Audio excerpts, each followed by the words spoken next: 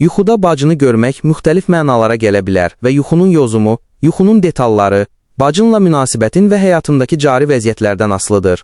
Yuxuda bacını görməyin ümumi mənaları: 1. Ailə və duyğusal bağlar. Bacını yuxuda görmək ailə bağlarının güclü olduğunu və ailə içində harmoniya və ya dəstəyə ehtiyac olduğunu göstərə bilər. Əgər bacınla münasibətin yaxşıdırsa, bu yuxu sizin aranızdakı güclü bağları əks etdirir. 2. Həsrət və darıxmaq. Əgər bacından uzaqda yaşırsansa və ya son zamanlar onu görməmisənsə, bu yuxu sadəcə onun üçün darıxdığını göstərə bilər. 3. Kömək və dəstək. Bacını yuxuda görmək həyatında sənə yardım edəcək və ya yol göstərəcək bir insanın olduğuna işarə ola bilər. Əgər çətinlik içindəsənsə, yuxun sənin üçün bir mesaj ola bilər ki, kömək istəməkdən çəkinmə. 4. Keçmiş xatirələr. Bəzi hallarda yuxuda bacını görmək keçmiş xatirələrin canlanmasına və nostalji hisslərin oyanmasına işarədir. Yuxunun məzmununa görə yozumlar, bacını xoşbəxt görmək, ailə içində sevinc, müjdə və ya yaxşı xəbərlər alacağın anlamına gələ bilər. Bacını ağlayan görmək, bacın və ya ailə üzvlərindən biri çətinlik yaşayırsa,